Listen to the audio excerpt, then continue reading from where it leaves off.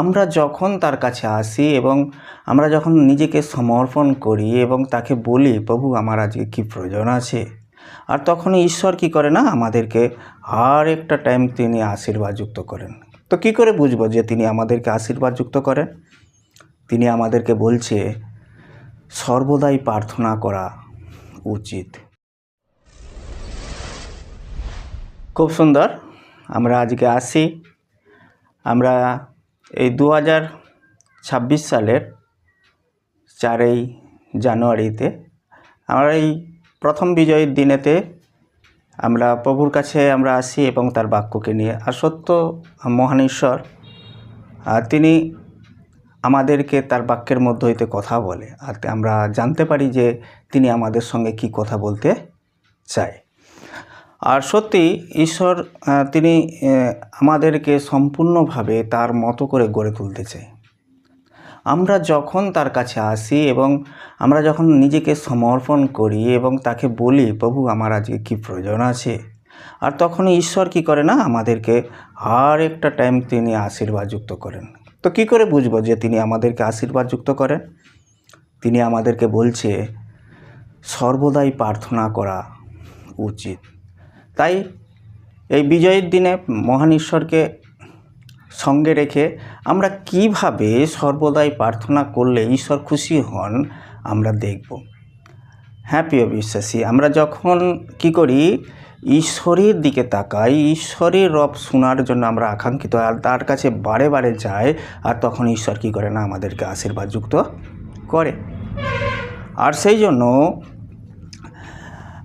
আমরা প্রথমে বাক্যের জন্য আমরা প্রার্থনাতে যাব, আর ঈশ্বর সেই প্রার্থনার মধ্যে প্রত্যেকের জীবনকে আশীর্বাদযুক্ত করুক এই 2026-এ।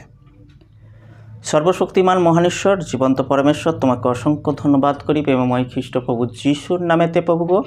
আজকের এই সুন্দর দিনেতে প্রভু গো, তোমার উপস্থিতিতে আমি নিজেকে প্রভু গো সমর্পণ করি প্রভু গো।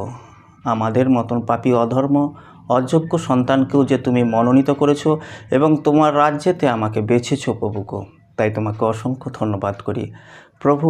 শুধু আমায় নয় প্রভু গো, যতজন তোমার তুমি আমাকে দিয়েছো প্রভু গো, এবং এই জগতে প্রভু গো যারা এখনও তোমাকে চিনে না, জানে না প্রভু গো, যারা যত দূর পর্যন্ত তোমার এই বাক্যকে ইন্টারনেটের মাধ্যমে তারা শুনবে প্রভু গো, তারা যেন প্রত্যেককে মন পরিবর্তন করে এবং তোমার কাছে ফিরে আসে প্রভু গো।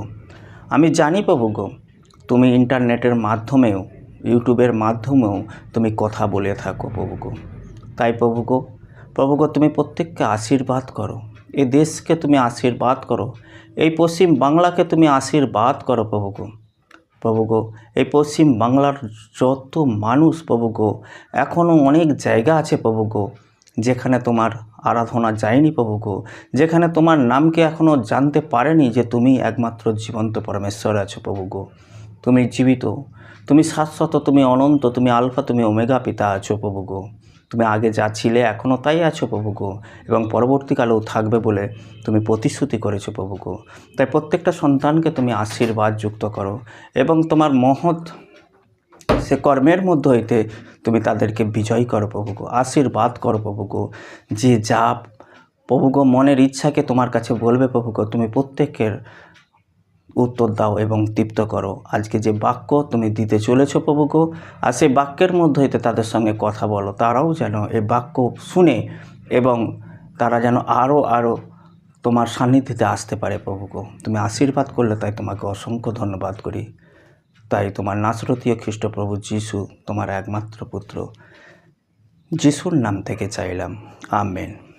আজকে আমাদের এই বিজয়ের দিনে যে বাক্য, যে সর্বদাই প্রার্থনা করা উচিত, আমরা কেমন করে এই সর্বদাই প্রার্থনা করব আমরা দেখে নিই। লূক লিখিত সুসমাচার 18 অধ্যায়ের 1 আর এখানে বলছে, তাহাদের সর্বদাই প্রার্থনা করা উচিত এবং নিরুৎসাহ হওয়া উচিত নয়। আমরা নিরুৎসাহ যেন না হই, আমরা যেন বারে বারে তার কাছে কি করি, আমাদের যে বিষয়কে যেন তার কাছে তুলে ধরি।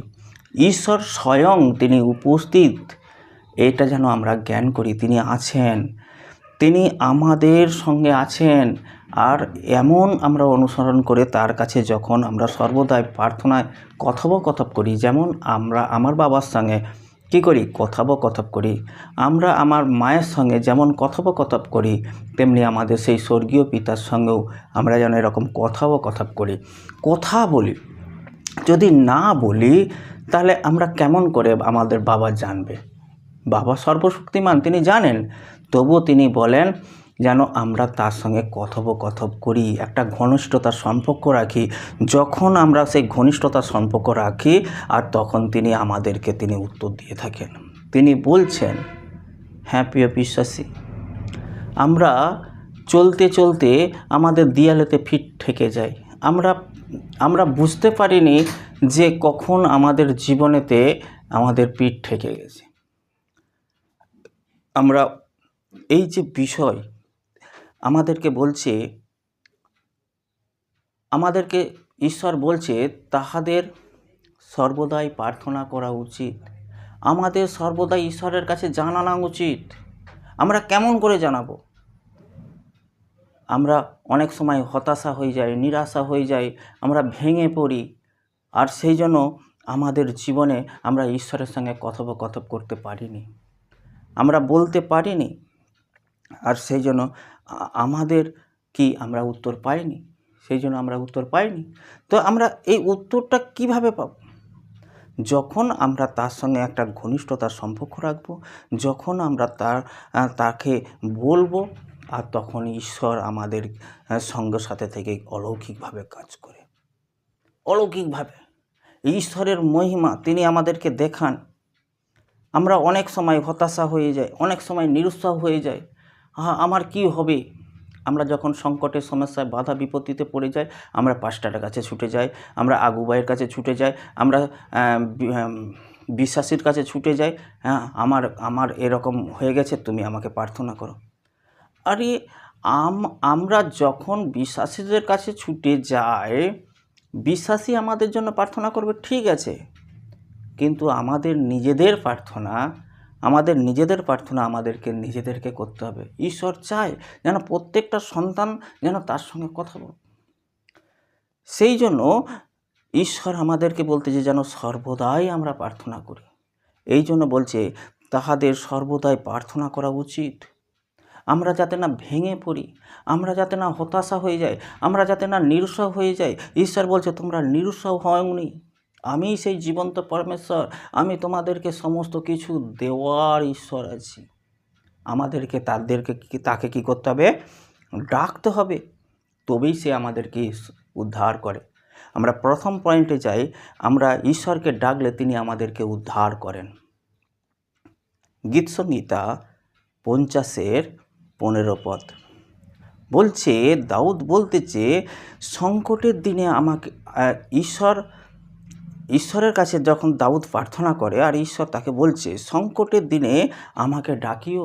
ঈশ্বর ডাইরেক্ট কথা বলছে আমাকে তোমার সংকটের দিনে ডাকো, আমি তোমাকে উদ্ধার করব। এ সাহস কে দেয়? আমাদের মনোশক্তি কে যোগায়? একমাত্র ঈশ্বর যোগায়। যখন আমরা ঈশ্বরের কাছে আসি, আর যখন আমরা ঈশ্বরের কাছে এসে ঈশ্বরকে ডাকি এবং বলি, যখন আমরা বলি তাকে আমাদের মনের কথা খুলে আমাদের মনের কথা ভেঙে যখন ঈশ্বরের কাছে বলি, হে প্রভু, আমার এই পজিশন থেকে আমাকে তুমি রক্ষা করো, বের করো। আমরা যখন অনুতাপের কাছে তার কাছে আসি, চোখের জলের সহিত তার কাছে আসি, আর তখন কি করে না, ঈশ্বর বলছে তোমার সংকটের দিনে, তোমার এই দুঃসময়ে, এই খারাপ সময়ে, এই কষ্টের সময়েও তুমি আমাকে ডাকো, আমি তোমাকে উত্তর দেবো। গীতসংহিতা 15 বলছে 50 বলছে, আর সংকটের দিনে আমাকে ডাকিও, আমি তোমাকে উত্তর দেব। ও তুমি আমার গৌরব করিবে, তুমি আমার গৌরব করিবে। আমরা ঈশ্বরের গৌরব করব। যখন আমরা ঈশ্বরের গৌরব করব, ঈশ্বর সেই স্বর্গ হইতে তিনি নেমে আসবেন।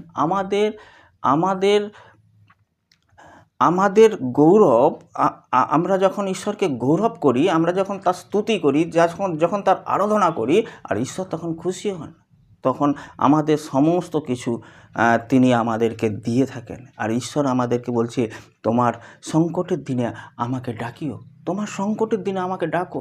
ঈশ্বর যখন বলতেছে তোমার সংকটের দিনে আমাকে ডাকো, আমি তোমাকে উদ্ধার করব, আমরা কি ঈশ্বরের কাছে কথা বলতে পারি না? আমরা কি ঈশ্বরের কাছে যেতে পারি না? আমরা কি ধন্যবাদ সহকারে তার কাছে কথোপকথন করতে পারি না? ধন্যবাদ সহকারে আমাদেরকে আসতে হবে। আমাদেরকে যখন তার কাছে আসবো, আর সে তখন আমাদেরকে তিনি উত্তর দেবেন। আমরা অনেক সময় ভাবি কি যে আমরা কখন প্রার্থনা করব, আমাদের সময় কোথা, আমরা এরকম ভাবি যে আমরা কখন প্রার্থনা করব, আর আমাদের সময় কথা। আর ঈশ্বরেরকে বের করতে গেলে মনে হয় স্নান করে এরকম করতে হবে, পবিত্র হয়ে করতে হবে, খাঁটি হয়ে করতে হবে। ঈশ্বর আমাদেরকে বলছে যে তোমরা তোমাদের অন্তঃকরণ দিয়ে আমাকে ডাকো, তোমার সমস্ত মন, তোমার সমস্ত প্রাণ, তোমার সমস্ত অন্তঃকরণ দিয়ে আমাকে প্রেম করো, আমাকে ভালোবাসো, আমাকে ডাকো। দাউদ তিনি কি করতো না? ঈশ্বরের কাছে আসতো। আমরা দাউদকে দেখি বাইবেলে, আর সেখানে ঈশ্বর দাউদের প্রার্থনার উত্তর দিয়েছিল, এবং দাউদও ঈশ্বরের কাছে তিনি বারে বারে প্রার্থনাতে রত ছিল, বারে বারে ঈশ্বরের কাছে যাচনা করত। আমরা যদি গীতসংহিতা আমরা 2 পয়েন্টে যাই, কি বলছে? তিনি কখন আমার প্রার্থনা শোনেন। গীতসংহিতা 55:17 পদ। এখানে দাউদ বলতেছে, সন্ধ্যায়, প্রাতঃ ও মধ্যাহ্নে আমি বিলাপ করি ও কোঁকাই, আর তিনি আমার রব শুনে।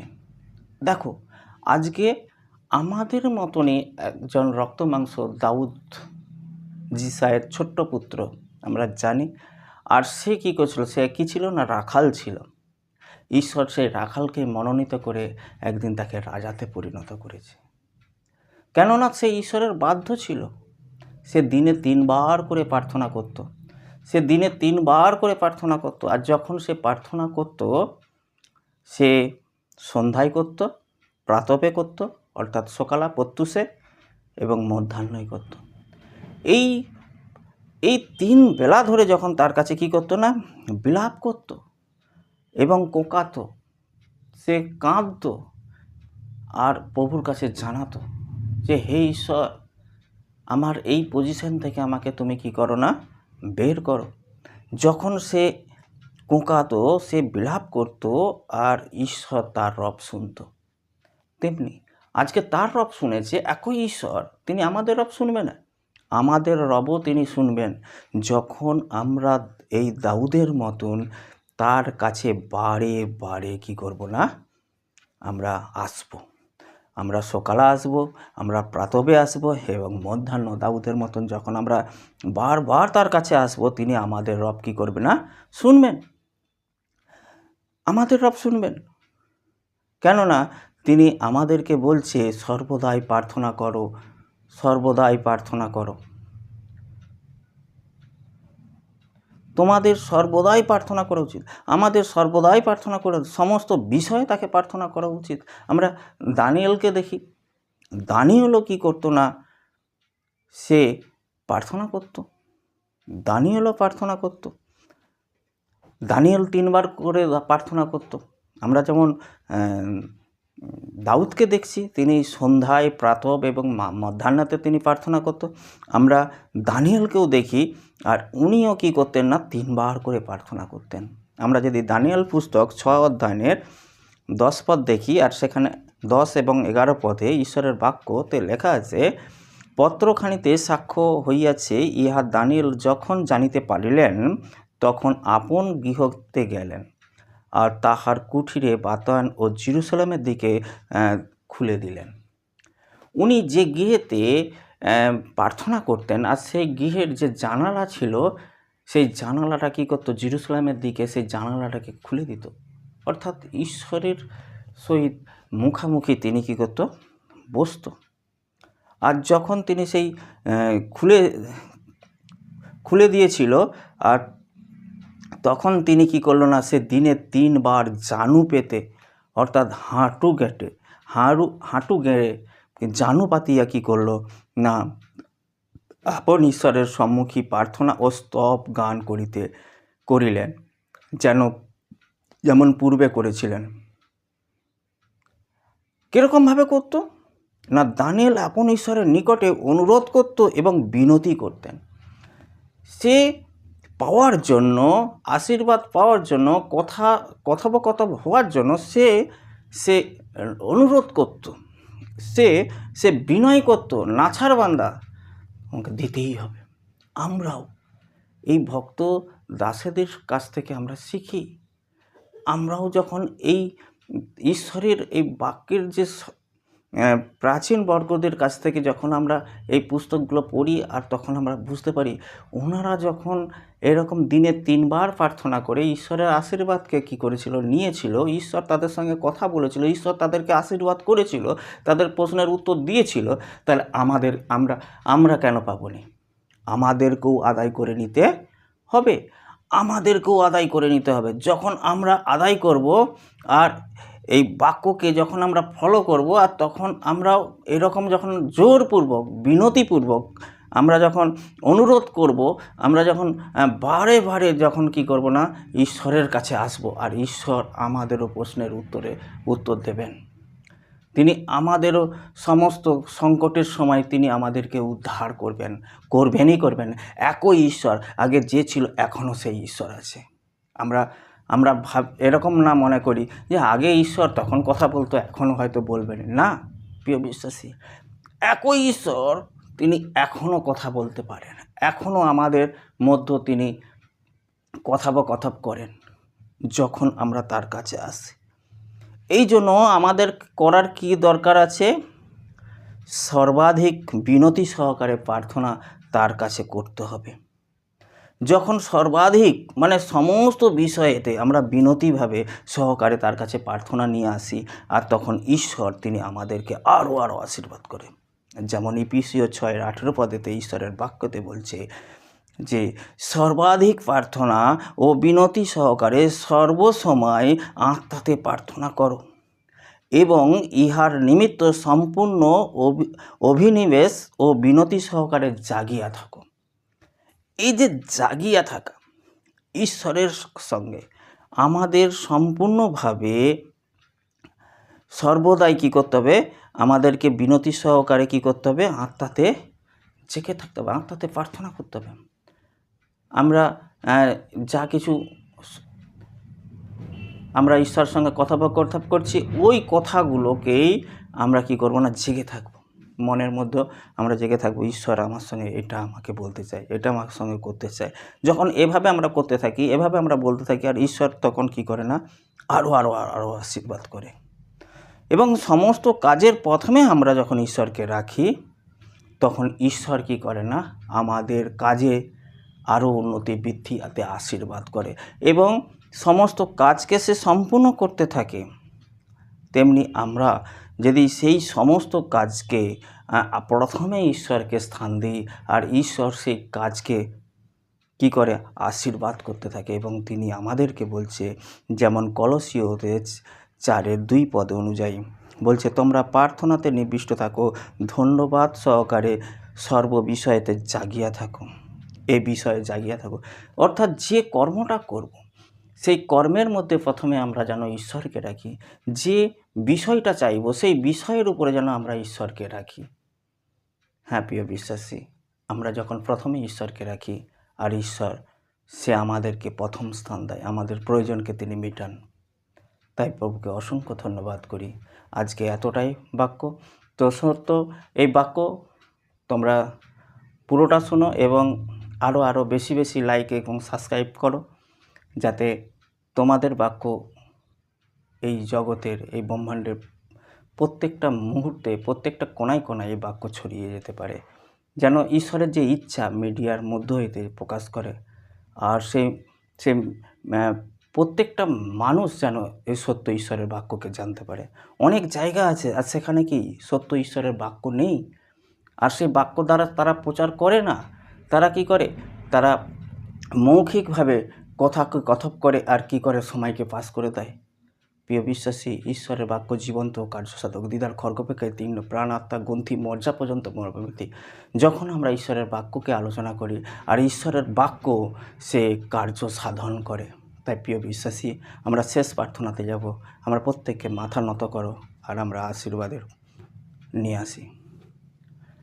সর্বশক্তিমান মহান ঈশ্বর, তোমাকে অসংখ্য ধন্যবাদ করি প্রভুগো।